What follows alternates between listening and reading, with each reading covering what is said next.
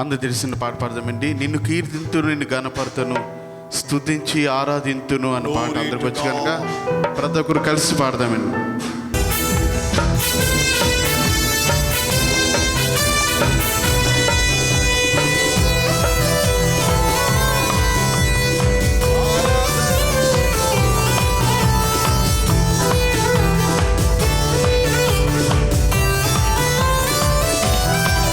నిన్ను కీర్తింతును, నిన్ను కనపరతును, స్తుతించి ఆరాధింతును.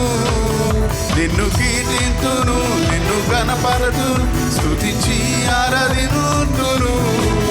మంచి దేవుడా, గొప్ప దేవుడా, మా పక్షాన ఉన్నవాడా.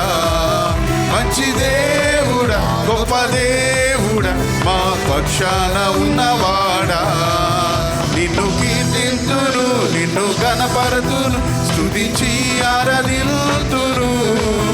నిన్ను కీర్తింతును, నిన్ను గణపరతును, స్తుతించి ఆరాధింతును. మంచి దేవుడా, గొప్ప దేవుడా, మా పక్షాన ఉన్నవాడా.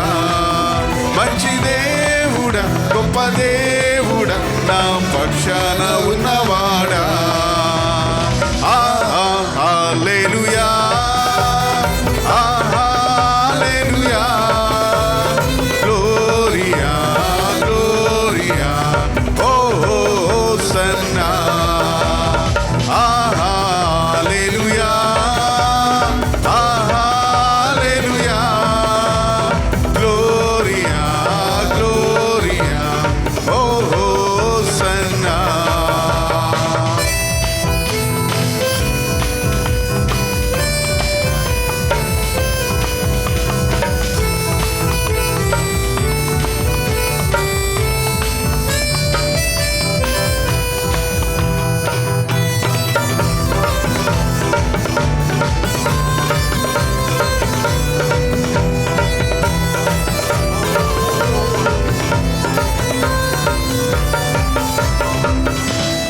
యేసుని స్వరము వినిపించగా దానిని లక్ష్యము చేయకుమా.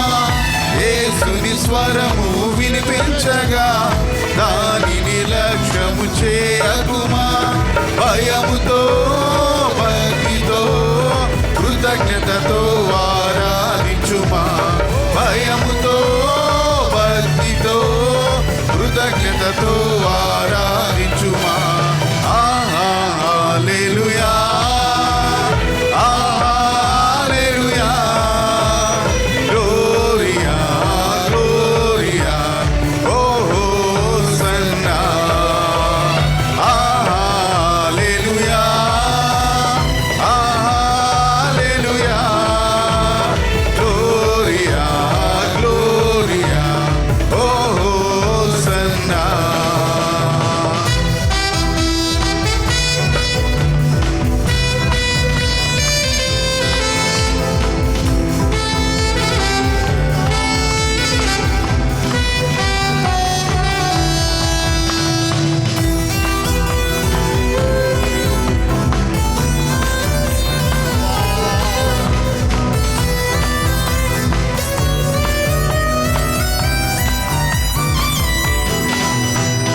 మనుషులు మనలను దూషించిన, మాటలతో బాధించిన. మనుషులు మనలను దూషించిన, మాటలతో బాధించిన. నిత్యము ఆదరించును, ప్రేమతో మనలను హత్తుకొనెను. నిత్యము ఆదరించును, ప్రేమతో మనలను హత్తుకొనెను.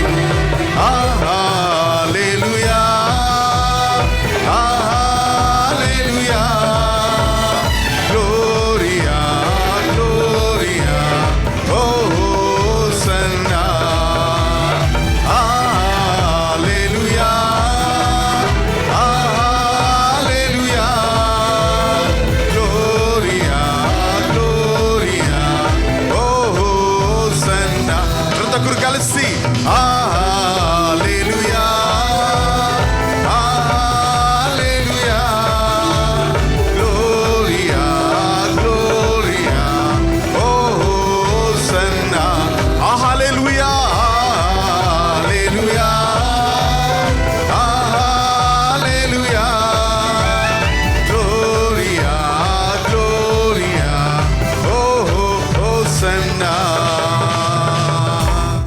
దేవుని వాక్యము నేర్చుకునుట అది మనకు ఆశీర్వాదకరము కనుక పరిశుద్ధ గ్రంథము గలవారు మరొకవారు మీ కుడి హస్తాలతో దేవుని వాక్యాన్ని పైకెత్తుదాం.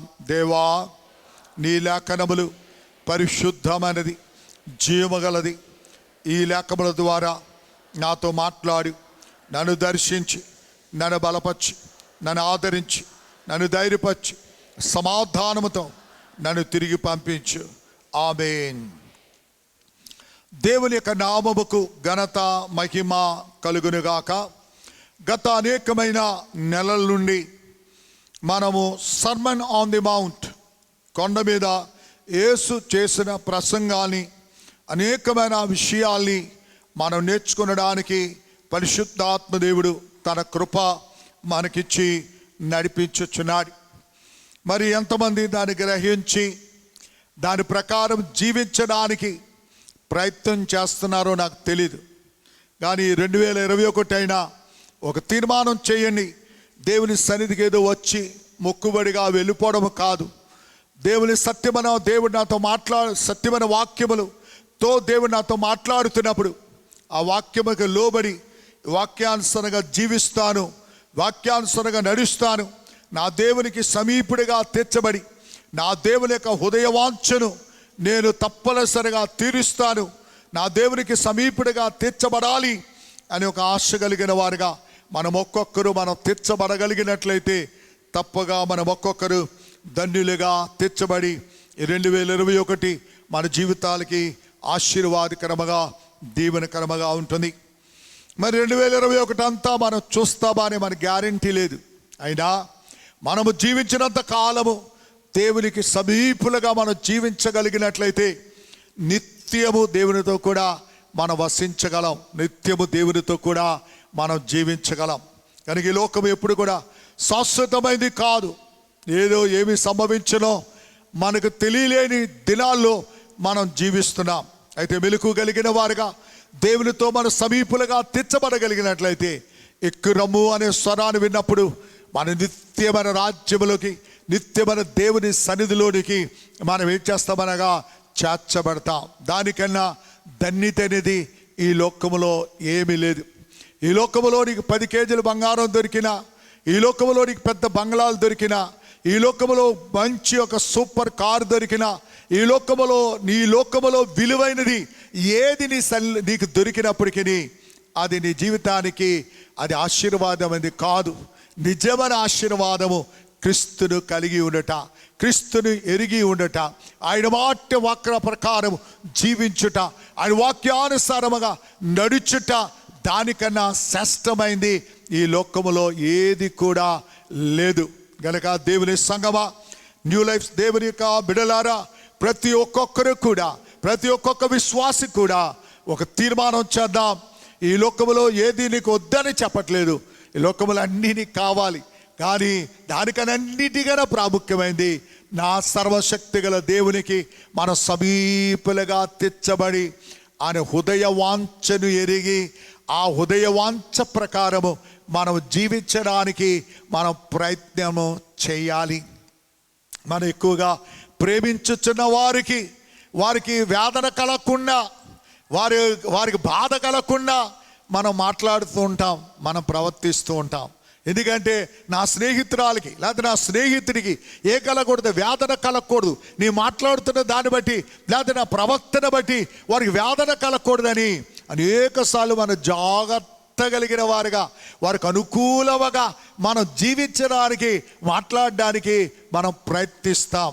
అయ్యారా అమలారా, ఇంతలో కనబడి అంతలో మాయమైపోయే ఈ మానవుడి గురించి నీవెంత శ్రద్ధ కలిగి ఉన్నట్లయితే సమస్తమును సృష్టించి నీ కొరకై నా కొరకై యాగముగా తీర్చబడి నన్ను పాపమైన బురదలోండి కడిగి మన శుద్ధి చేసి ఆయన రక్షణ వస్త్రాలు మనకిచ్చి ఆయన మనకి సమీపులుగా అందరు లోకములో తిరస్కరించినప్పుడు, నేను ఒక సర్వశక్తి గల దేవుడు ఆ జన్మము గురించి మాట్లాడినప్పుడు నీ జన్మ విధానమును గురించి నీవు ఆలోచించినట్లయితే అని అంటాడు, నీవు పుట్టినప్పుడు నీ నాభిసూత్రం ఏం చేయబడదనగా కొయ్యబడలేదు.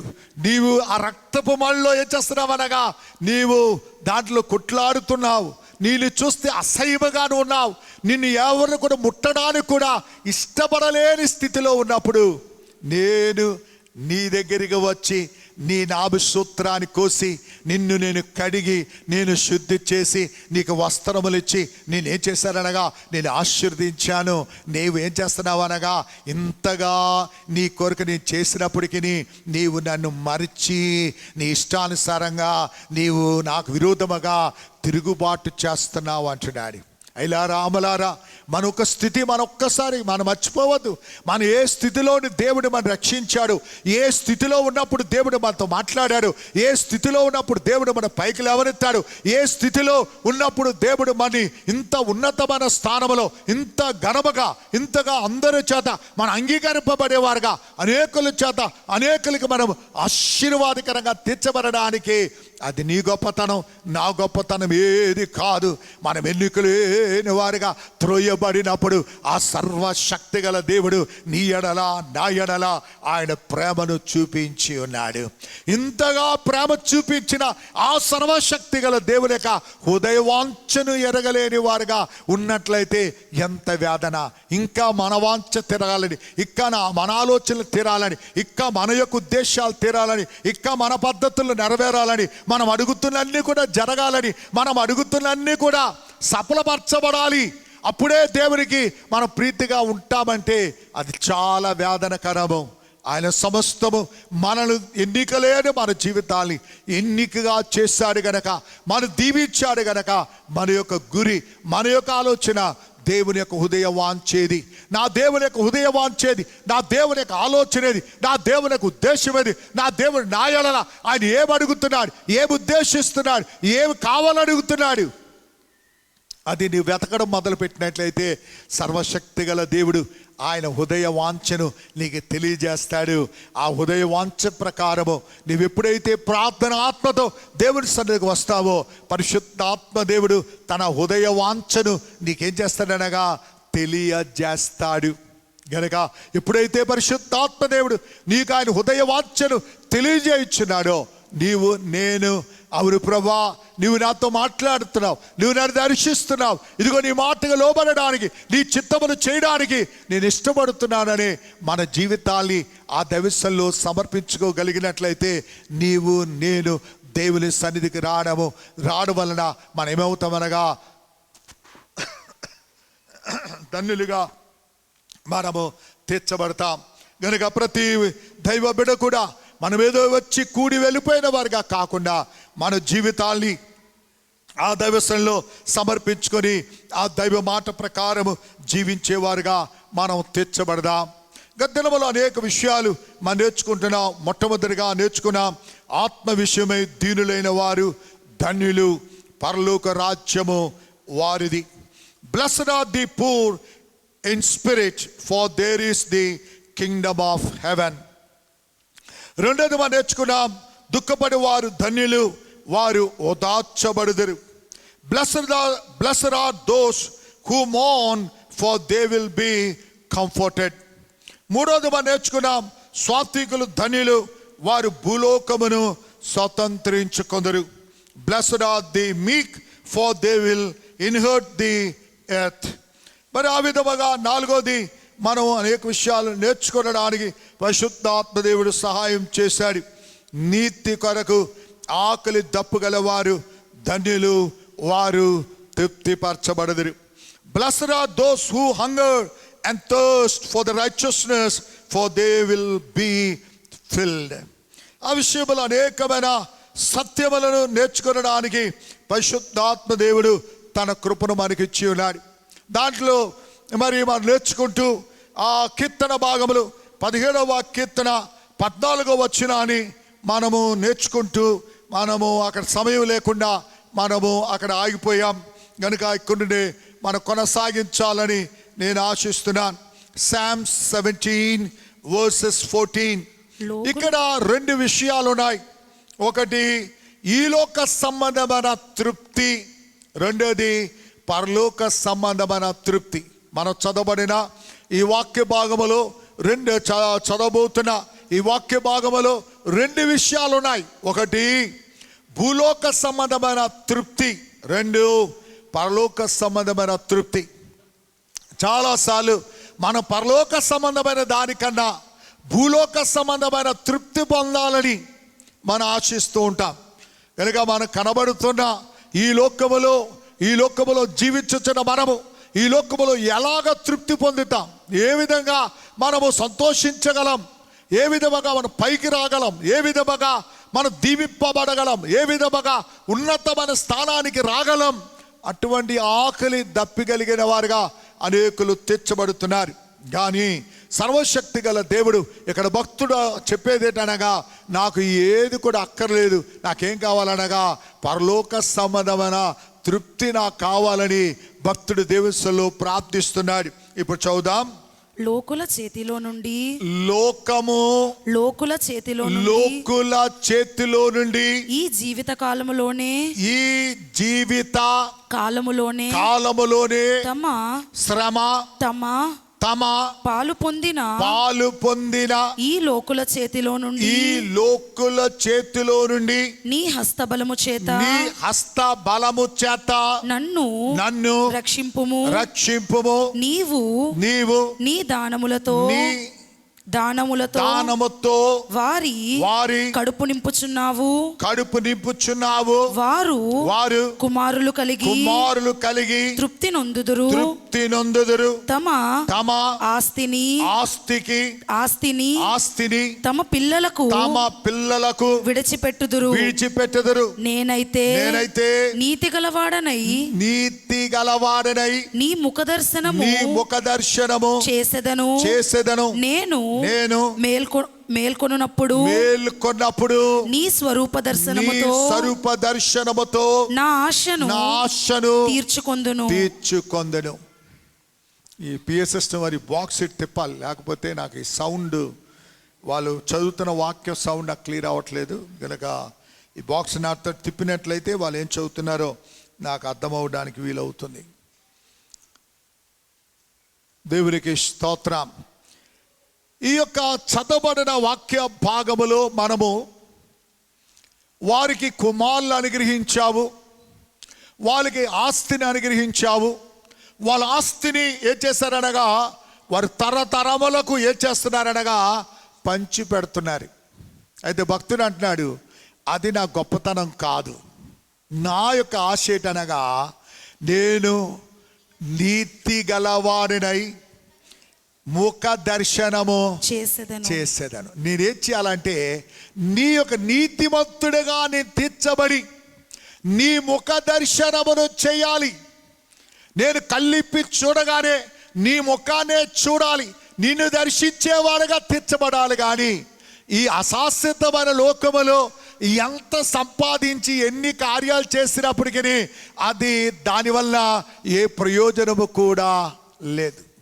నేను గత వారం చెప్పాను కదా, దుబాయ్లో ఉన్న షేకే కదా, షేక్లు ఏమైనా చేస్తారా? ఒకసారి ఒక షేక్ ఏం చేశాడనగా తన యొక్క ఆడిటర్ని పిలిచి, అయ్యా నాకున్న ఆస్తంతా లెక్క చేసి ఎన్ని తరాల వరకు వాళ్ళు ఏమి పని చేయకుండా తిన్నా తరగకుండా ఉంటుంది చెప్పమంటే, ఆయన రాత్రి పగలు నిద్రపోకుండా ఆలోచించి దాన్ని లెక్కేసి అన్నీ చేసినప్పుడు ఆఖరికి వచ్చి అంటాడు, అయ్యా 21 తరం వరకు నీ యొక్క ఆస్తి, నీ పిల్లలు వాళ్ళు ఏ పని చేయకపోయినా తినినప్పటికీ అదేమవుదనగా తరగదు అన్నాడు.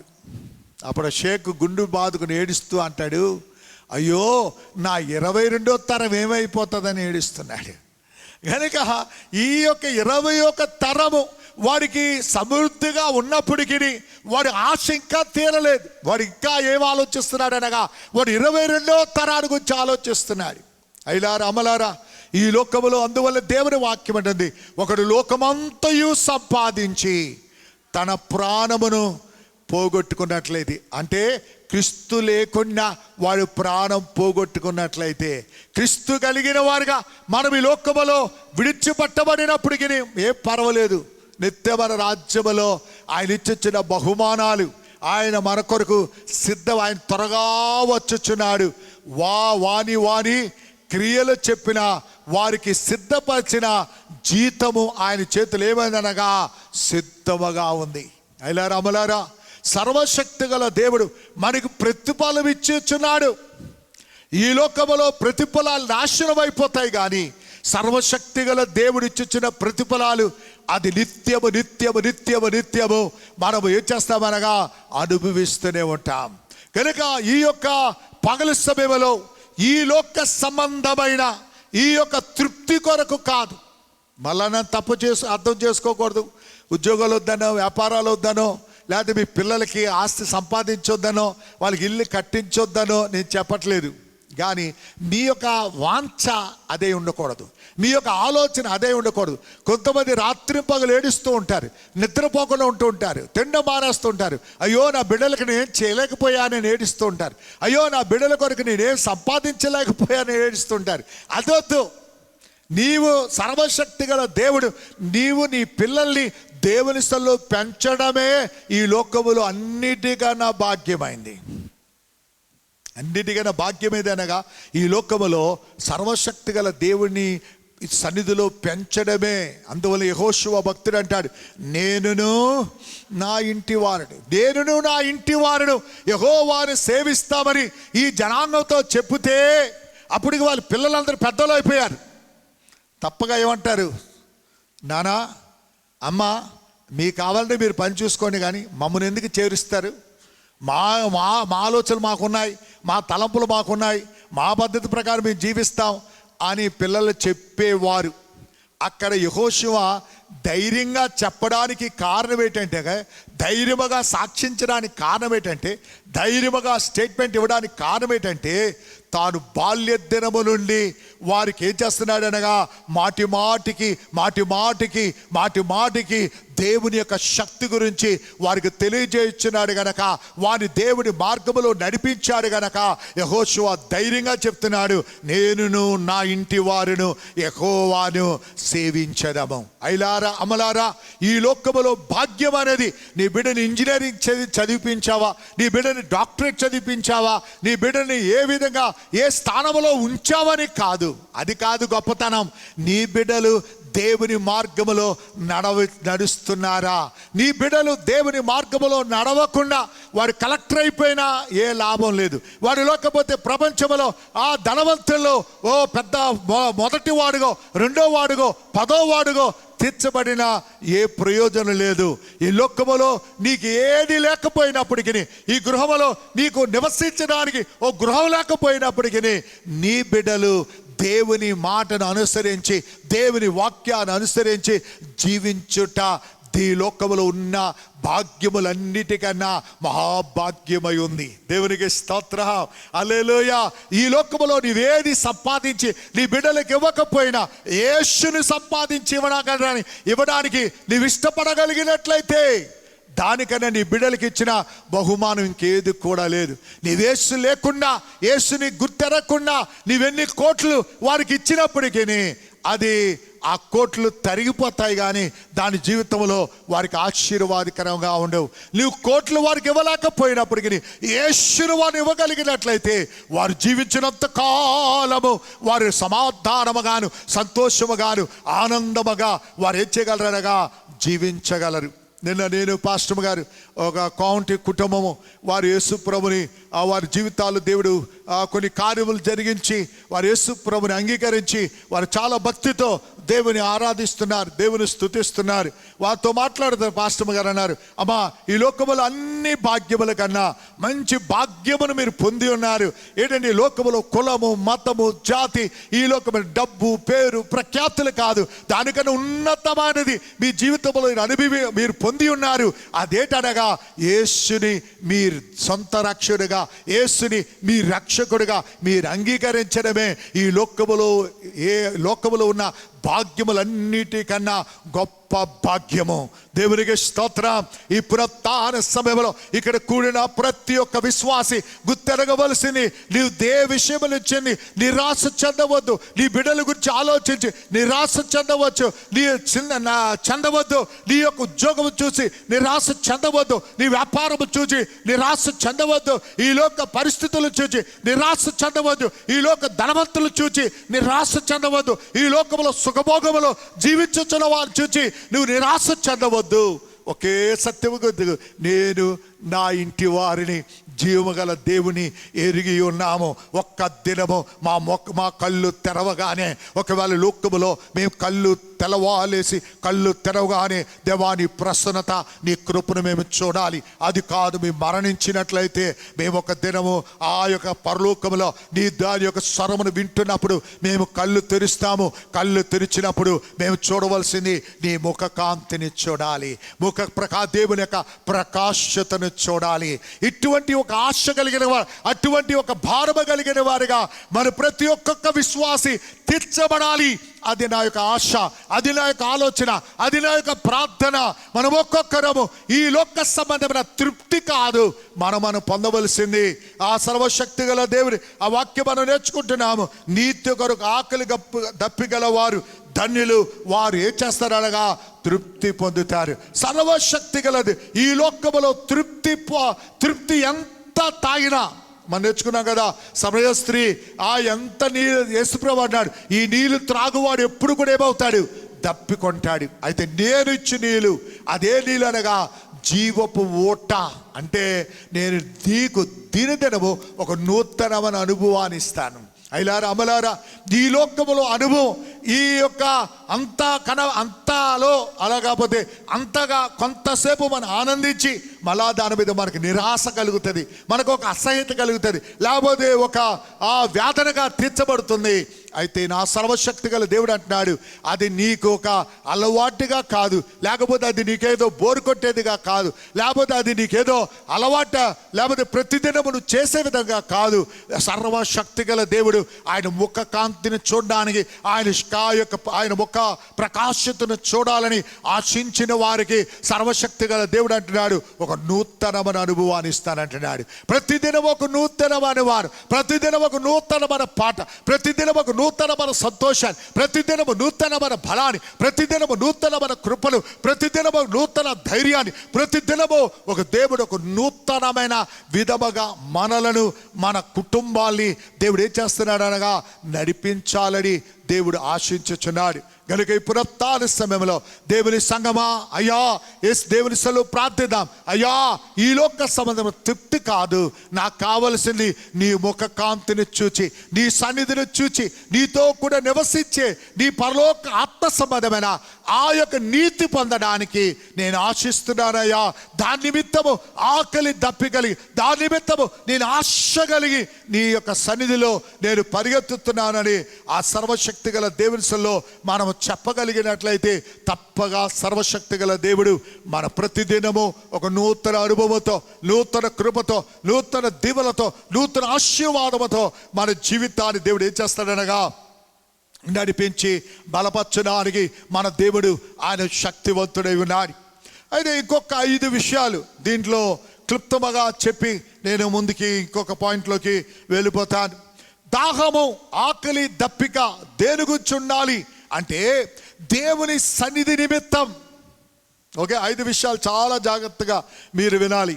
5 విషయాలు మీరు హృదయాల్లో ఈ రాయి పరిశ్రమలో ఏది నేర్చుకోకపోయినా ఈ 5 విషయాలు మీ హృదయంలో ఉండాలి.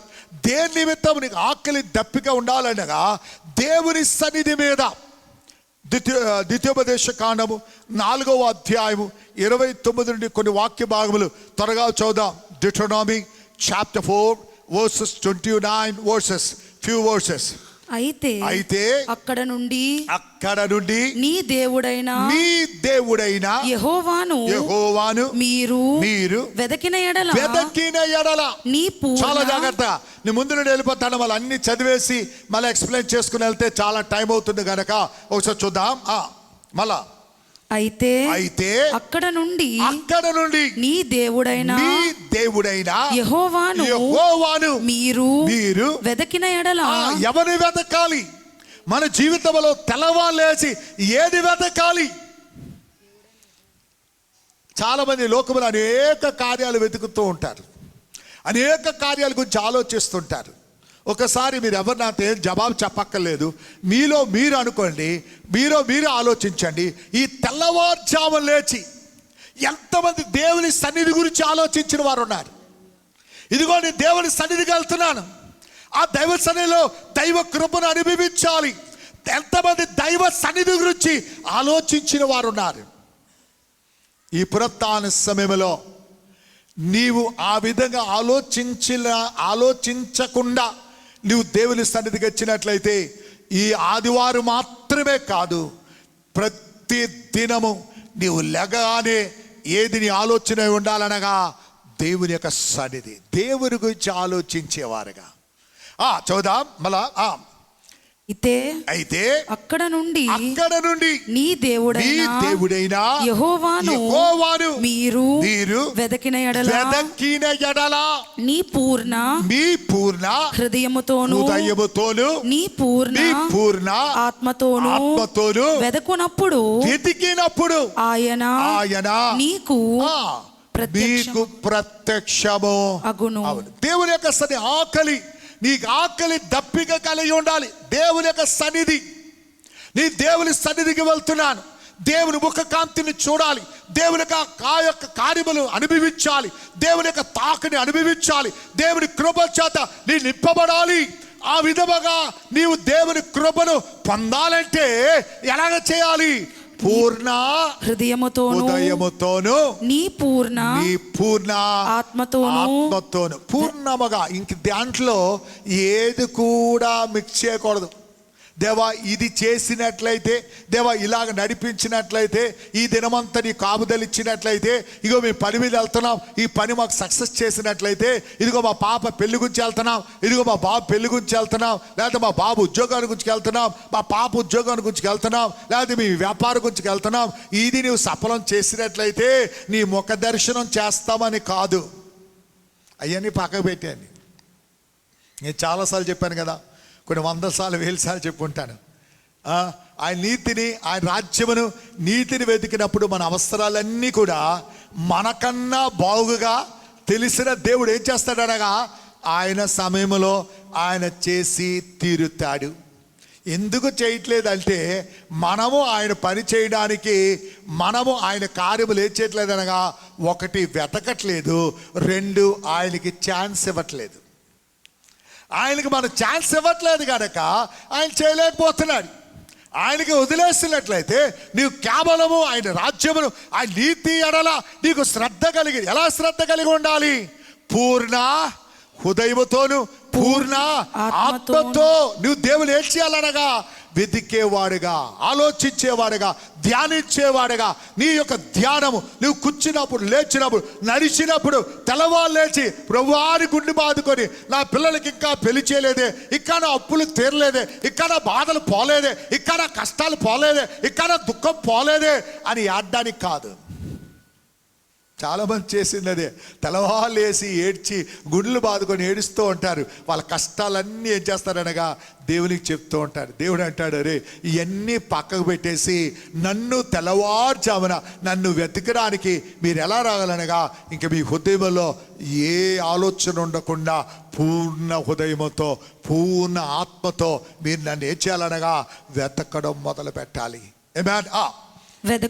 వెతికినప్పుడు ఆయన నీకు ప్రత్యక్షమగును. ఈ సంగతులన్నీ నీకు సంభవించిన తరువాత నీకు బాధ కలుగునప్పుడు అంత్య దినములలో నీవు నీ దేవుడైన యెహోవా వైపు తిరిగి ఆయన మాట వినిన ఎడల.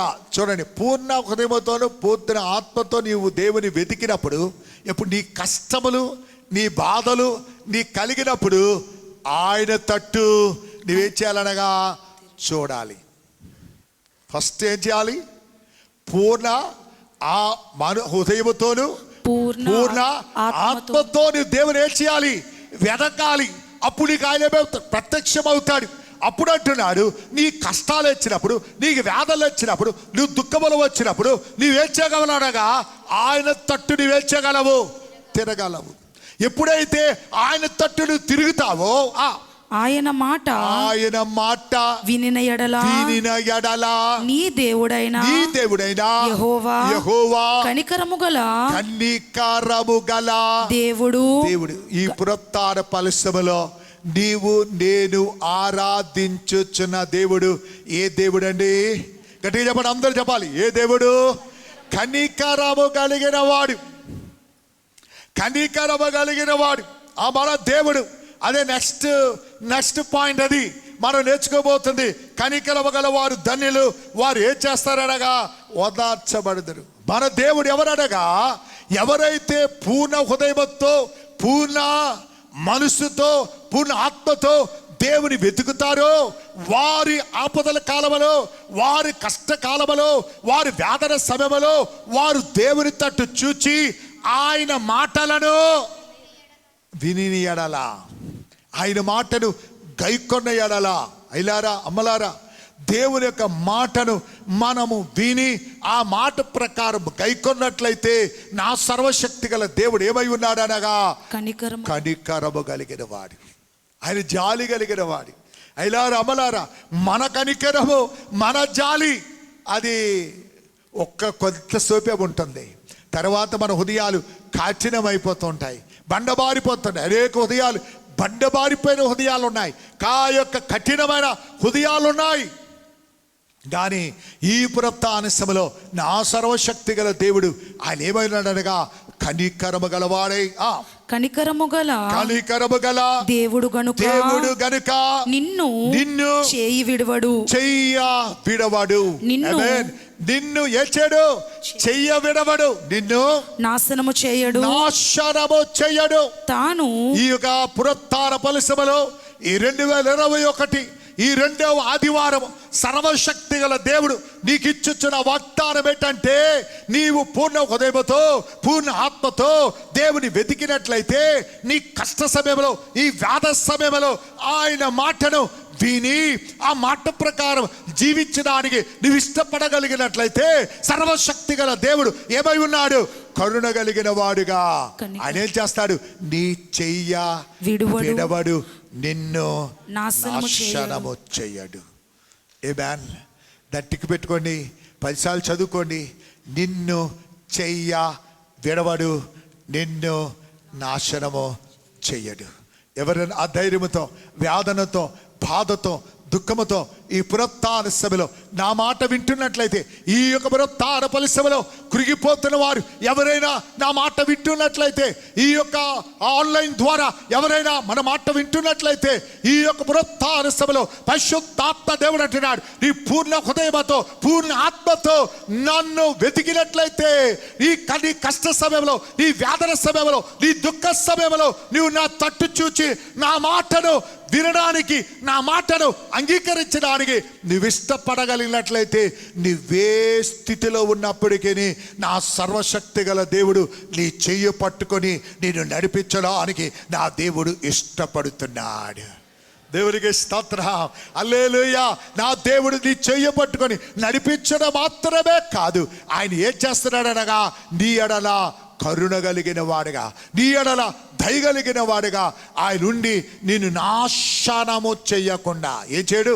నేనేచాడు నాశనము చేయడు. అమలారా, ఐలారా, ఎవరైతే యేసుని వెంబడిస్తున్నారో, ఎవరైతే యేసుని ఆరాధిస్తున్నారో, ఎవరైతే యేసుని ప్రార్థిస్తున్నారో, ఎవరైతే వాక్యానుసారంగా జీవించడానికి ఇష్టపడుతున్నారో, ఎవరైతే దేవుని మార్గములో నడవడానికి మనపూర్వకముగా మన పూర్ణమైన హృదయం కలిగి, పూర్ణమైన మా హృదయం కలిగిన వారుగా, పూర్ణ ఆత్మతో ఎవరైతే సర్వశక్తి గల దేవుని ఆరాధిస్తున్నారో, సేవిస్తున్నారో, నీకు ఇచ్చిన వాగ్దానము ఆయన చెయ్య విడవడు, నేనేం చేయడనగా నాశనము చెయ్యడు. నిన్ను మాత్రమే కాదు, నీ బిడ్డల్ని, నీ కుటుంబాన్ని ఆయన నాశనము చేయకుండా తన దేవదూతలను ఆజ్ఞాపించి వారి చేతిలో నేనేం చేస్తారనగా ఎత్తి పట్టుకుంటారు. ఎంతమంది నమ్ముతున్నారు? నమ్మిన వాళ్ళందరూ గట్టిగా దేవుని యొక్క నామములు గణపరచుదాం.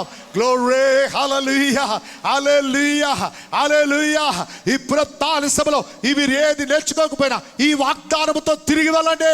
ఈ పునరుత్థాన సభలో దేవుడి ఇచ్చిన వాగ్దానముతో నువ్వు తిరిగి వెళ్ళగలిగినట్లయితే నీ కష్ట సమయంలో, నీ వేదన సమయంలో నువ్వు కృంగిపోవు, నలిగిపోవు.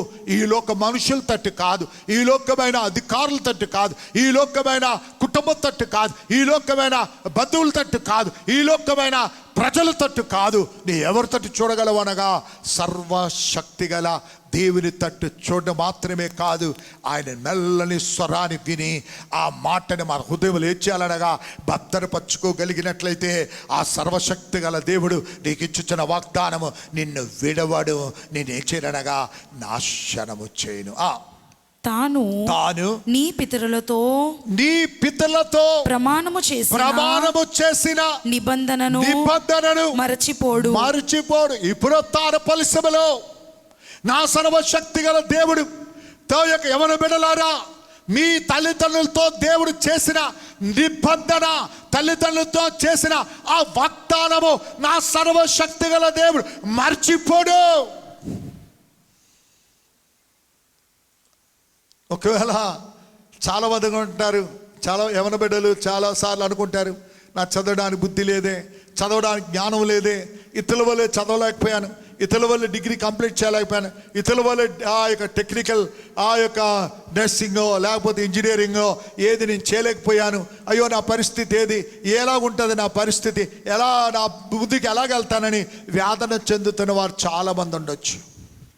కానీ అటువంటి వారికి మీ తల్లి తండ్రులు ప్రార్థనాపరులై దేవుని ఎడల పూర్ణ హృదయముతో పూర్ణ మనసుతో వెదికిన వారైతే నా సర్వశక్తి గల దేవుడు వారికి వాగ్దానం చేశాడు. ఆ వాగ్దానము మీ ఎడల ఆయన ఏం చేస్తాడనగా జ్ఞాపకము చేసుకొని ఆ వాగ్దానములను మీ జీవితంలో నెరవేర్చి తీరడానికి నా దేవుడు ఆయన సమర్థుడై ఉన్నాడు, ఆయన నమ్మదగిన వాడై ఉన్నాడు.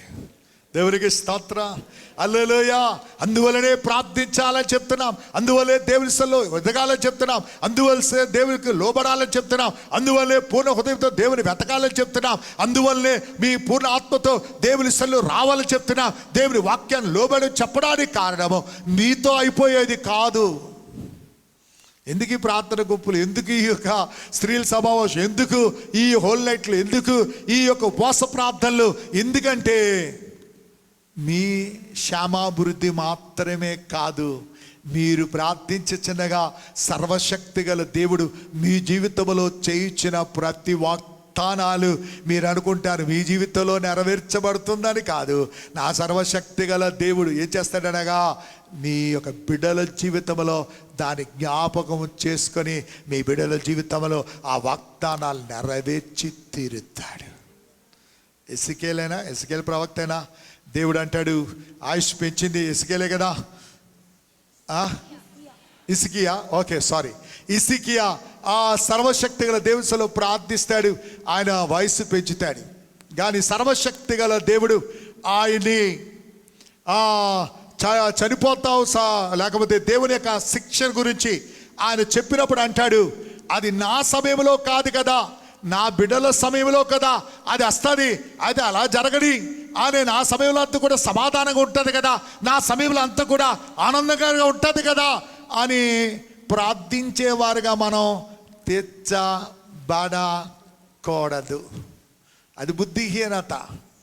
అయిలారా అమలారా, నీ కాలంలో సంతోషంగా ఉన్నా నా బిడ్డలు ఎలా పోతే పోని కాదు, నీ బిడ్డలు నీకన్నా శ్రేష్టమైన వారుగా ఉండాలని, నీకైనా ఆశీర్వాదకరమైనగా ఉండాలని, నీకైనా దీవెనకరమైనగా ఉండాలని నీకు ఆశ కలిగి ఉండాలి, అటువంటి దాహము కలిగి ఉండాలి, అటువంటి ఆకలి కలిగి ఉండాలి. అప్పుడే నువ్వేం చేయగలవనగా పూర్ణ హృదయముతోను పూర్ణ ఆత్మతో నువ్వు దేవుని కనపరచగలవు. నువ్వే లోకంలో రాజకీయాల్లో, నువ్వే లోకంలో ఇతరుల మీద సాడీలు చెప్పుకొని గొడవలు పెట్టుకొని అనేకలు దూషణలు అనేక శాపాలు నువ్వు పొంది మీరు అనుకుంటారు మీరు చేస్తున్న కార్యాలన్నిటికీ ప్రజలు ఏం చేస్తారనగా మిమ్మల్ని శపిస్తూనే ఉంటారు. ఆ శాపాలు మీకు కాదు మీ పిల్లలకి వెళ్ళిపోతాయి. చాలా జాగ్రత్త అమలారా అయిలారా, చాలా జాగ్రత్త. మీరేమనుకుంటారంటే వాళ్ళే పెట్టుకొని వాళ్ళే తిట్టుకొని నాకే పోయింది అని అనుకుంటావు. ఆ శాపాలు దీవెనలు నీతో ఉండిపోయేది కాదు, అది నీ తరతరములు నీ పిల్లలు దాన్ని ఏం చేయాలనగా అనుభవించాలి. కనుక చాలా జాగ్రత్త, వెలుగు కలిగిన వారుగా ఉండాలి. నీవు ఇప్పుడైనను ఈ 2021 పశ్చాత్తాపడు, దేవుని సన్నిధిలో సమర్పించుకో. ఇతరుల మీద సాడీలు చెప్పడానికి, ఇతరుల మీద దూషించడానికి, ఇతరులని శపించడానికి కారకుడు కాకుండా ఇతరుల యొక్క దీవెనలు నీ జీవితంలో పొందులాగునా అంటే ఎవరో శపించేస్తే ఏదో అయిపోతుందనో, లేకపోతే దీవించేస్తే దీవెనలు ఇచ్చేస్తాయో అని కాదు. నేను నమ్మేది సర్వశక్తి గల దేవుడు, ఆయన మాట లేకుండా ఈ లోకంలో శాపములైన కానీ లేకపోతే దీవెనలు కానీ రావు. కానీ దాని ప్రతిఫలాలు ఉన్నాయి, దాని ప్రతిఫలాలు ఉన్నాయి. దావీదు పాపం చేస్తాడు, దేవుడు క్షమించాడు, కానీ ఆ శాపం ఎవరి మీదకి వెళ్ళింది? వారి బిడ్డల మీదకి వెళ్ళింది. అయిలారా అమలారా, నీవునే ప్రార్థిస్తే దేవుడు క్షమిస్తాడు. క్షమించడానికి కాదు, ఆయన జాలి కలిగిన వాడు, దయ కలిగిన వాడు, కరుణ కలిగిన వాడు, ఆయన కనికరమ కలిగిన దేవుడు. ఆయన మనం క్షమిస్తాడు. క్షమించడానికి చెప్పను, నేను క్షమించినా క్షమిస్తాడు, నేను దీవించినా దీవిస్తాడు. కానీ ఆ శాపములు దానికి లెక్క చెప్పవలసింది ఎవరనగా పిల్లలు. చాలా జాగ్రత్త. ఇప్పుడైనాను ఈ 2021 అయినను నీవు దేవునిలో ప్రార్థించవలసింది, అయ్యా నా సమయంలో సంతోషించడం కాదు, నా సమయంలో ఈ బాధ రాలేదని ఆనందించడం కాదు, నా సమయంలో ఈ కీడు రాలేదని ఆనందించడానికి కాదు, నా బిడ్డల జీవితంలో కూడా ఏ విధమైన ఈ శాపములు నా బిడ్డల మీదకి రాకూడదు అని కన్నీరు కాచి ప్రార్థించి దేవునిలో మన జీవితాలు ఏం చేయాలనగా సమర్పించుకున్న వారుగా మనము తెచ్చబడగలిగినట్లయితే, సర్వశక్తి గల దేవుడు కనికరమ కలిగిన వాడు గనక తప్పగా నీ సమర్పణ చూచిన వాడు నీ బిడ్డలు కీడు అనుభవించకుండా ఆయన తప్పించడానికి నా దేవుడు ఏమై ఉన్నాడనగా ఆయన సర్వశక్తివంతుడై ఉన్నాడు. దేవునికి స్తోత్రం. హల్లెలూయా, హల్లెలూయా. రెండోది నేర్చుకుందాము, దేవుని వాక్యం మీద మనకేముండాలి? ఆకలి దప్పిక దేని మీద ఉండాలి? దేవుని వాక్యం మీద. ఈ వాక్యం మీద చెప్పాలంటే చాలా ఉన్నాయి. 119వ కీర్తనలోనే 21 వచనాలు ఉన్నాయి ఆయన వాక్యము కొరకు. కనుక దేవుని యొక్క వాక్యం ఎన్ని చదవడానికి 119వ కీర్తన 21 వాక్యాలు చదవాలంటే ఈ దినం సమయం అదే సరిపోతుంది. కానీ ఒక్క వాక్యం 2 వాక్యాలు చదివి నేను రిఫరెన్స్ చెప్పేస్తాను, మీరు ఇంటికి వెళ్ళి చూసుకోండి. 9వ వచనం చూద్దాం. యవనస్తులు 119 verse 9. యవనస్తులు దేని చేత తమ నడత శుద్ధిపరచుకొందురు. నీ వాక్యమును బట్టి. ఎందువలన దేవుని వాక్యముల ఆకలి దప్పి కలిగి ఉండాలంటే దేవుని వాక్యం మరి ఏం చేస్తుంది అనగా శుద్ధి చేసేది, మన జీవితాలు కట్టేది, మన కుటుంబాలు కట్టేది, మన ఎవరి బిడ్డలు కట్టేది, మన బిడ్డలను కట్టేది, మన జీవిత విధానం కట్టేది అదేదనగా దేవుని యొక్క వాక్యము. ఏదైతే మన జీవితాన్ని కట్టగలదో ఆ వాక్యం అడలా మనమేముండాలనగా ఆకలి దప్పి కలిగిన, అయ్యా నీ వాక్యమే మా జీవితాన్ని కట్టేది, నీ వాక్యమే మా ఎవరి బిడ్డలను కట్టేది, నీ వాక్యమే నా కుటుంబాన్ని కట్టేది, నీ వాక్యమే మా జీవితాన్ని కట్టేది. ఆ ఆశ కలిగిన వారుగా, ఆ దప్పి కలిగిన వారుగా, ఆ దేవుని వాక్యం అడలా శ్రద్ధ కలిగిన వారుగా ఆ దేవుని వాక్యం ముందు మనం ఆకలి దప్పికతో మనం ఉన్నట్లయితే తప్పగా దేవుని యొక్క వాక్యము మన జీవితాలు ఏం చేస్తుంది అనగా కట్టుతుంది. దేవుని వాక్యము నేను ఎన్ని రిఫరెన్స్ చెప్పేస్తాను చూసుకోండి. 9వ వచనం, 11వ వచనం, 17వ వచనం, 25వ వచనం, 28వ వచనం, 38వ వచనం, 50వ వచనం, 57వ వచనం, 74వ వచనం, 81వ వచనం, 89వ వచనం, 101వ వచనం, 105వ వచనం, 114వ వచనం, 130వ వచనం, 133వ వచనం, 139వ వచనం, 148వ వచనం, 160వ వచనం, 161వ వచనం, 172వ వచనాలు ఇవన్నీ కూడా 21 వచనాలు దేవుని వాక్యం. ఒక్కొక్కటి వివరించుకొని వెళ్ళిపోవచ్చు. కనీసం 4 వారాలు ఈ వాక్యం ఈ యొక్క 119వ కీర్తన మీద 4-5 వారాలు మాట్లాడగలను. కానీ దేవుని యొక్క రాకడైతే మళ్ళీ ఎప్పుడైనా సమయం దొరికినప్పుడు మనం మాట్లాడదాం. కానీ దేవుని వాక్యం అనలా నీకేం గలనగా ఆకలి దప్పిగా. అంటే దేవుని వాక్యం అంటుంది 119వ కీర్తనలో అంటాడు, నీ వాక్యము నా పాదములకు దీపమును నా త్రోవకు వెలుగై ఉంది. 105వ వచనం అది.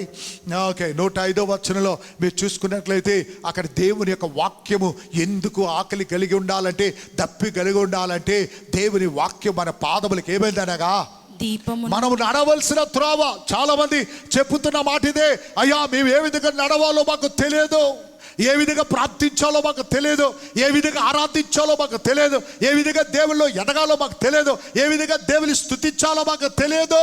నడవలసిన మార్గము చాలా మందికి తెలియకుండా మార్గం తెలియలేనప్పుడు వారికి ఇష్టమైన మార్గాలు ఏం చేస్తారు? ప్రయాణం చేస్తారు. అయ్యా అమ్మా, దేవుని యొక్క సంఘము, దేవుడు ఎందుకు దైవ సేవకులు పెట్టాడంటే, ఎందుకు దేవుని వాక్యాన్ని మీకు బోధిస్తున్నారంటే, మీరు నడవలసిన మార్గమును పరిశుద్ధాత్మ దేవుడు ఏం చేస్తున్నాడు అనగా మీకు చూపించుచున్నాడు. ఆయన వాక్యము మన త్రోవలకు ఏమై ఉంది? వెలుగును అయి ఉన్నది. మళ్ళా 14వ వాక్యం 105వ కీర్తన 105వ వచనం. నీ వాక్యము నా పాదములకు దీపమును నా త్రోవకు ఏమై ఉంది? వెలుగై ఉంది. ఈ పునరుత్థాన సమయంలో తగిన రిఫరెన్స్ అన్ని మీ ఇంటికి వెళ్ళి చదువుకోండి. ఒకవేళ మీకు చెప్పిన రిఫరెన్స్ మీరు గుర్తు లేకపోతే 119వ కీర్తన చదివి ఒక చిన్న పెన్సిల్ పెట్టుకోండి. పెన్తో బాగా గీతలు గీసేస్తే బైబిల్ అంతా పాడైపోతుంది కనుక పెన్సిల్ అయితే మళ్ళా రైసర్తో దాన్ని రైస్ చేయవచ్చు. కనుక మీరు పెన్సిల్, ఒక మంచి పెన్సిల్ తీసుకొని ఆ పెన్సిల్తో టిక్ పెట్టుకొని వెళ్ళండి. 21 వచనాలు తీసుకొని ఒక్కొక్క వాక్యభావం చదివి ఆ వాక్యభావం మన జీవితాల్లో ఏం చేస్తుంది, ఎందుకు దేవుడు ఆకలి దప్పి కలిగి దేవుని వాక్యం వరకు ఆకలి దప్పి కలిగి ఉండమన్నాడో ఆ వాక్యంలో ఒక్కొక్క మాట మీకు అర్థమవుతున్నట్టు ప్రార్థనాపూర్వకంగా చదివినట్లయితే నీవు అప్పుడే గ్రహిస్తావు. అయితే సర్వశక్తి గల దేవుడు ఆయన వాక్యమందు ఆకలి దప్పి కలిగి ఉండమన్నాడు. దీనివల్లే కదా ఆయన వాక్యము మన ఏం చేస్తుంది అనగా సర్వసత్యములోనికి నడిపిస్తుంది. ఆ వాక్యమును అనుసరించడానికి మనం ముందుకెళ్ళాలి. ప్రతి ఒక్క విశ్వాసికి దేవుని వాక్యములు ఏ కలగాలనగా ఆకలికి దప్పిక కలిగిన వారుగా తెచ్చబడాలి. మూడోది, క్రీస్తు సహవాసం మీద మనకేముండాలి? ఆకలి దప్పి కలిగిన వారుగా ఉండాలి. దేవుని యొక్క సహవాసము చాలా మందికి లేనిది. దేవుని సహవాసము చాలా ప్రాముఖ్యం. దేవుని సహవాసం అనేది మనము ఇద్దరు ముగ్గురు కలిసి ఉండట అది ఆశీర్వాదకరము. సహోదరులందరూ ఐక్యంగా ఉండడము అది ఆశీర్వాదకరము, అది దీవెనకరము. సహవాసం అనేది చాలా ప్రాముఖ్యమైంది. ఫిలిప్పీయులకు రాసిన పత్రిక 3వ అధ్యాయము 8 నుండి కొన్ని వాక్య భాగములు త్వరగా చదువు. Philippians chapter 3 verse 8 through 11, 8 through 10. నిశ్చయముగా నా ప్రభువైన యేసుక్రీస్తును గూర్చిన అతి శ్రేష్టమైన జ్ఞానము నిమిత్తము సమస్తమును నష్టముగా ఎంచుకొనుచున్నాను. అపోస్తలుడు పౌలు ఇక్కడ చక్కగా దాన్ని వివరించాలంటే మా బ్రదర్స్ కి ఈ దినాల్లో బుధవారాలు ఫిలిపియ రాసిన పత్రిక మేము నేర్చుకుంటున్నాం. ఈ భాగములు వారికి గత దినములు చాలా వివరించి వారికి చెప్పడానికి దేవుడు సహాయం చేశాడు. ఇక్కడ అపోస్తలుడు పౌలు అంటున్నాడు, ఈ లోకములో తాను ఒక సామాన్య వ్యక్తి కాదు, ఆయన ఓడలు తయారు చేస్తున్న ఓనర్ గారి అబ్బాయి కనుక అదే మాత్రమే కాదు, ఆయన గమలేడు పాదం దగ్గర కూర్చొని విద్య అభ్యసించాడు. అంటే ఈ దినం ఆంధ్ర యూనివర్సిటీలో డాక్టరేట్ తీసుకున్నట్లుగా ఆయన ఆ గమలేడు పాదం దగ్గర కూర్చొని విద్యను అభ్యసించాడు. అది మాత్రమే కాదు, గుండె ధైర్యం కలిగిన వాడు. అది మాత్రమే కాదు, యాజకులు, ప్రధాన యాజకులు, శాస్త్రులు, పరిసయ్యులు ఆయనకి ఏమై ఉన్నారనగా స్నేహితులై ఉన్నారు. ఆయన అది మాత్రమే కాదు, పట్టుదల కలిగిన వాడు. ఆ పట్టుదలతోనే యెరూషలేములో ఉన్న సంఘాన్ని హింసించాడు. అనేక స్త్రీ పురుషులు వ్యత్యాసం లేకుండా వాడిని హింసించి వాని చెరసాల్లో పెట్టి అనేక మందిరాలు ఏం చేశారనగా పడగొట్టాడు. మరి ఆ విధంగా దమస్కోసులో ఉన్న సంఘాన్ని కూడా నాశనం చేయడానికి బయలుదేరిన వ్యక్తి దమస్కోసు ద్వారము దగ్గర దేవుని దర్శనాన్ని పొందిన తర్వాత సమస్తమును గ్రహించాడు. ఈ లోకములో తాను చేసినంత కూడా వెర్రితనం అని జ్ఞాపించాడు. ఈ లోకములో ఉన్న సమస్తమంతా కూడా అది ఒట్టిదని గ్రహించి పౌలు తన జీవితంలో తీర్మానం చేశాడు.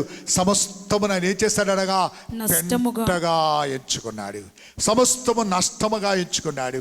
ఆయన తిరిగి నాన్నగారి దగ్గరికి వెళ్ళలేదు, తిరిగి తన వ్యాపారంలోకి వెళ్ళలేదు, తిరిగి తన యొక్క స్నేహితుల దగ్గరికి వెళ్ళలేదు, తిరిగి తన లోకములో ఎక్కడికి పరిగెత్తలేదు.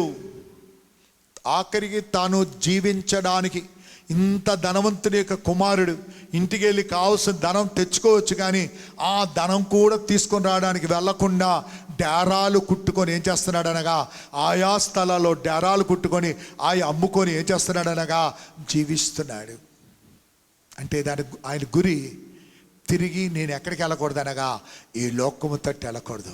ఈ తిరిగి నా యొక్క తండ్రి దగ్గరికి వెళ్ళి ధనము సమకూర్చుకోకూడదు. తిరిగి ఈ లోకములోకి వెళ్ళి ఏదో సమకూర్చుకోకూడదు. నా జీవితం అంతా కూడా నా దేవుని కొరకే జీవించాలి. నా దేవుని కొరకే నా జీవితాన్ని ఆయన త్యాగం చేసుకొని సమర్పించుకొని తన జీవితాన్ని ముందుకు అడిగేస్తాడు గనక తాను తిరిగి చూడడానికి తాను ఏం చేయలేదనగా ఇష్టపడలేదు. అందువల్ల పౌలు అంటున్నాడు, చదువుదాం, నిశ్చయముగా నా ప్రభువైన యేసుక్రీస్తును గూర్చిన అతి శ్రేష్టమైన జ్ఞానము నిమిత్తము. ఏదండి? యేసుక్రీస్తునందున్న అతి శ్రేష్టమైన జ్ఞానమును గూర్చిన నిమిత్తము సమస్తమును ఏం చేశాడనగా నష్టము అనగా దేవుని యొక్క కృపను అనుభవించడానికి, దేవుని శక్తిని తెలుసుకునడానికి, దేవుని కృపలో సమీపుడుగా తెచ్చబడడానికి, దేవుని యొక్క కార్యములను తన జీవితంలో తను అనుభవించడానికి ఈ లోకములో సమస్తాన్ని ఏం చేశాడనగా నష్టముగా ఎంచుకున్నాడు. అయిలారా అమ్మలారా, క్రీస్తు నిమిత్తం నష్టముగా ఎంచుకోగలుగుతున్నావా? క్రీస్తు నిమిత్తం నీ బంధువులు నష్టముగా ఎంచుకోగలుగుతున్నావా? క్రీస్తు నిమిత్తం నీ స్నేహితుల్ని నష్టముగా ఎంచుకోగలుగుతున్నావా? క్రీస్తు నిమిత్తము నీ బంధుమిత్రుల్ని నష్టముగా ఎంచుకోగలుగుతున్నావా? క్రీస్తు నిమిత్తము నీ భర్తని నష్టముగా ఎంచుకోగలుగుతున్నావా? క్రీస్తు నిమిత్తము నీ భార్యని నష్టముగా ఎంచుకోగలుగుతున్నావా? క్రీస్తు నిమిత్తము నీ బిడ్డల్ని నష్టముగా ఎంచుకోగలుగుతున్నావా? ఈ లోకములో మనం ఏది కూడా నష్టపోకూడదు, ఏది కూడా మనకు దూరం కాకూడదు, దేవుడు మనకు దూరం కాకూడదు అనే ఆలోచనతో మనం పరిగెత్తుతూ ఉంటాం. నేను చెప్తూ ఉంటాను కదా, బంగారం ఒకటి పైన కట్టేసి, బంగారం ఒక పాత్ర పై కట్టేసి చంకలో బంగారు పాత్ర పెట్టి ఈ చేత్తోనే ఆ బంగారు పాత్ర అందుకోమంటే మనం రాత్రి పగలు ప్రయత్నం చేస్తాం ఇది పోకూడదు అది పొందాలని. కానీ మనం ఏదో ఒకటి పోకుండా ఒకటి ఏం చేయలేమనగా సంపాదించుకోలేం. అయిలారా అమలారా, ఈ లోకమును వదిలితే లోకమును వదులు, లేకపోతే దేవుని వదిలితే దేవుని వదులు. ఈ రెండు కలిపి నువ్వు నడిపించాలనుకున్నట్లయితే, నేను చెప్తే చాలాసార్లు చెప్పుంటాను, 2 పడవలు ఉన్నాయి. ఈ 2 పడవలు మనం గోదావరి దాటాలి. మనకి అందరూ తెలుసు కదా, గోదావరి దాటాలి. ఎందుకంటే మన చర్చిలు దీవిలో ఉన్నాయి, యానం తర్వాత దీవిలో ఉన్నాయి. ఆ యొక్క స్థలానికి వెళ్ళాలి, దీవిలో 2 చర్చిలు ఉన్నాయి. అక్కడికి వెళ్ళాలంటే మనం గంట పైన ఈ పడవలో ప్రయాణం చేయాలి. అది కూడా డేంజరస్ ప్లేస్ ఏంటనగా సముద్రము గోదావరి కలిసిన స్థలాన్ని క్రాస్ చేస్తాం మనం. కనుక ఆ క్రాస్ చేసినప్పుడు గంట పైన సమయం తీసుకుంటుంది ఆ యొక్క అవతలకి వెళ్ళడానికి. అలాగా మనం ఈ యొక్క ఒడ్డు నుండి ఆ ఒడ్డుకి వెళ్ళడానికి మనం అక్కడికి వెళ్ళినప్పుడు ఈ 2 పడవలు మన చుట్టాలదే అనుకోండి. ఎగ్జాంపుల్గా ఒకటి చిన్నాంది, ఒకటి స్నేహితుడిది అనుకోండి. ఇద్దరు మనకు కావలసిన వారే. చిన్నాన్న పడవ ఎక్కితే స్నేహితుడు కోపం వస్తుంది, స్నేహితుడు పడవెక్కితే ఎవరు కోపం వస్తుంది? చిన్నాన్న కోపం వస్తుంది. కనుక మనం ఆలోచించి వాళ్ళిద్దరిని పిలిచి ఏమన్నామంటే, ఓకే మీ ఇద్దరు గొడవ ఎందుకు, నేను ఆ పడవ ఎక్కితే నీ గొడవ, ఆ పడవ ఎక్కితే నీ గొడవ వస్తాయి కనుక మీ ఇద్దరు పడవలు తీసుకున్నాండి, మీ ఇద్దరికి నేను డబ్బులు ఇచ్చేస్తాను, మీ పడవలు కలపండి, మధ్యలో కూర్చుంటాను, ఆ కాలు ఒక దాంట్లో ఒక కాలు ఇంకొక దాంట్లో వేస్తానని కూర్చున్నట్లయితే మన పరిస్థితి ఏమవుతుంది? ఆ పడవ ఒకటి ఎడమ పక్క వెళ్ళిపోతుంది, కుడి పక్క వెళ్ళిపోతుంది. నీవు మధ్యలో కూర్చున్న వాడు ఏమవుతానగా నీటిలో పడిపోతావు. అనేక జీవితాలు అలాగే ఉన్నాయి. ఈ లోకాన్ని వదలడానికి ఇష్టం లేదు, దేవుని వదలడానికి ఇష్టం లేదు. దేవుడి దగ్గర ఒక కాలు, లోకంలో ఒక కాలు.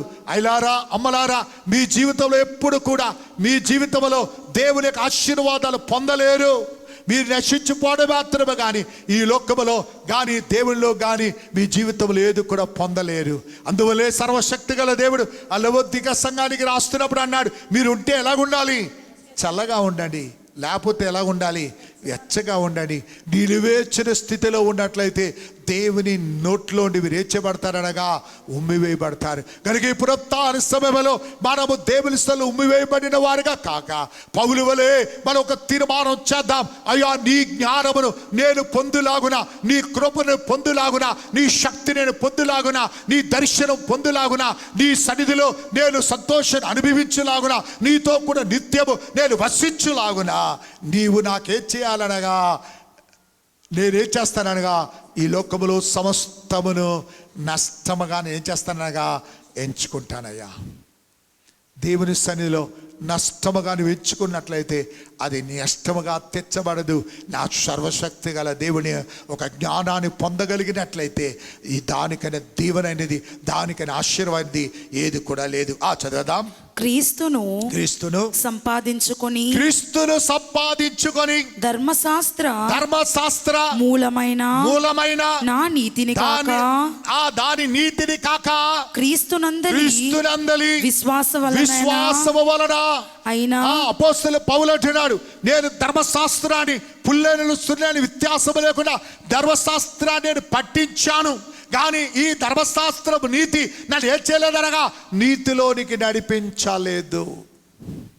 అయ్యారా, అమ్మలారా, ధర్మశాస్త్రము చేయలేనిది నా సర్వశక్తి గల దేవుడు మన కొరకు ఏం చేశాడనగా చేశాడు. అందువల్ల పౌలు అంటున్నాడు, ధర్మశాస్త్ర నీతి ప్రకారము కాదు, దేనివల్ల క్రీస్తు యేసునందు విశ్వాస మూలముగా నేనేమవ్వాలనగా నీతిమంతుడిగా తెచ్చబడాలి. ఈ యొక్క పునరుత్థాన పరిశ్రమలో దేవుని యొక్క సంగమా, దేవుని యొక్క బిడలారా, మనం ఈ లోకమైన ఏదో ఆచారమును బట్టి, ఈ ఏదో లోకములో మొక్కుబడి బట్టి, ఈ లోక కార్యాలు బట్టి మనము నీతిమంతులుగా తీర్చబడడానికి నీవు ప్రయత్నము చేయవద్దు. దాన్ని గుడ్ బై చెప్పి యేసుక్రీస్తునందు విశ్వాసం వచ్చి ఆయనలోని వేల్చబడనగా నీతిమంతుడిగా, నీతిమంతురాలుగా తీర్చబడడానికి మన జీవితాన్ని ఆ దైవసంలో ఇచ్చేద్దాం, సమర్పించుకుందాం. ఆ దైవ కృప కలిగిన వారుగా మనం తీర్చబడదాం. ఓకే, ఇంటికి వెళ్ళి చదువుకొని సమయం అయిపోయింది. 4వదిగా ఆత్మ సహవాసము మీద నువ్వేమైనా ఉండాలనగా ఆకలి దప్పిగా ఉండాలి. ఏముండాలి? ఆత్మ సంబంధమైన, ఆత్మలో ఎదిగేదానికి, ఆత్మలో బలం పొందడానికి నీకేం కావాలనగా ఆకలి దప్పిగా ఉండాలి. 2 కొరింథీయులు 13:14 2 Corinthians chapter 13 verse 14.